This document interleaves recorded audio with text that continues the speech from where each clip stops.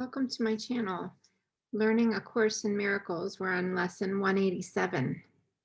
So I'll just start to read it and subscribe if you haven't already. All of the lessons are uploaded if you are so inclined to follow along. Here we go. Lesson 187, it'll be on pages 345 and 346. Without further ado, here we go. I bless the world because I bless myself. Something to consider. I bless the world because I bless myself. That's the idea. No one can give unless he has. In fact, giving is proof of having. We have made this point before. What seems to make it hard to credit is not this. No one can doubt that you must first possess what you would give. It is the second phase on which the world and true perception differ. Having had and given, then the world asserts that you have lost what you possessed. The truth maintains that giving will increase what you possess. How is this possible? For it is sure that if you give a finite thing away, your body's eyes will not perceive it yours. Yet we have learned that things but represent the thoughts that make them. And you do not lack for proof that when you give ideas away, you strengthen them in your own mind. Perhaps the form in which the thought seems to appear is changed in giving, yet it must return to him who gives. Nor can the form it takes be less acceptable. It must be more. Ideas must first belong to you before you give them. If you are to save the world, you first accept salvation for yourself. But you will not believe that this is done until you see the miracles it brings to everyone you look upon. Herein the idea is given clarified and given meaning. Now you can perceive that by your giving is your store increased. Protect all things you value by the act of giving them away, and you are sure that you will never lose them. What you thought you did not have is thereby proven yours.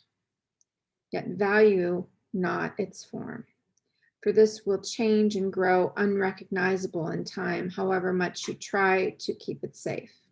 No form endures. It is the thought behind the form of things that lives unchangeable. Give gladly. You can only gain thereby. The thought remains and grows in strength as it is reinforced by giving. Thoughts extend as they are shared, for they can not be lost. There is no giver and receiver in the sense the world conceives of them. There is a giver who retains, another who will give as well. And both must gain in this exchange, for each will have the thought and form most helpful to him. What he seems to lose is always something he will value less than what will surely be returned to him. Never forget you give, but to yourself.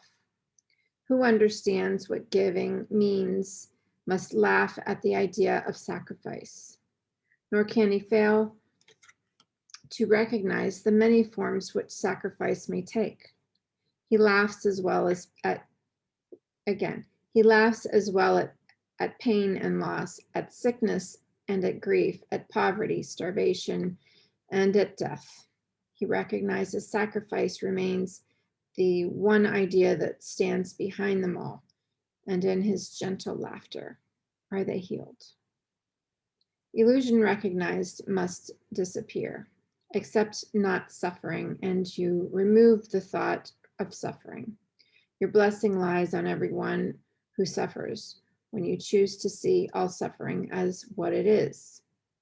The thought of sacrifice gives rise to all the forms that suffering appears to take. And sacrifice is an idea so mad that sanity dismisses it at once. Never believe that you can sacrifice. There is no place for sacrifice in what has any value. If the thought occurs, its very present proves that error has arisen and correction must be made. Your blessing will correct it. Given first to you, it now is yours to give as well. No form of sacrifice and suffering can long endure before the face of one who has forgiven and has blessed himself. The lilies that your brother offers you are laid upon your altar, with the ones you offer him beside them. You could fear to look upon such lovely holiness. Who could fear to look upon such holiness? The great illusion of the fear of God diminishes to nothingness before the purity that you will look on here. Be not afraid to look. The blessedness you will behold will take away all thought of form and leave instead the perfect gift forever there, forever to increase, forever yours, forever given away. Now are we one in thought, for fear has gone. And here before the altar to one God, one Father, one Creator, and one thought, we stand together as one Son of God, not separate from him who is our source, not distant from one brother who is part of our one self, whose innocence has joined us all as one. We stand in blessedness and give as we receive. The name of God is on our lips, and as we look within, we see the purity of heaven shine in our reflection of our Father's love. Now are we blessed, and now we bless the world. What we have looked upon, we would extend, for we would see it everywhere. We would behold it shining with the grace of God in everyone. We would not have it be withheld from anything we look upon. And to ensure this holy sight is ours, we offer it to everything we see. For where we see it, it will be returned to us in form of lilies we can lay upon our altar, making it a home for innocence itself, who dwells in us and offers us his holiness as ours. Lesson 187, I bless the world because I bless myself. Some ideas to ponder today. And I'll see you tomorrow with the next lesson.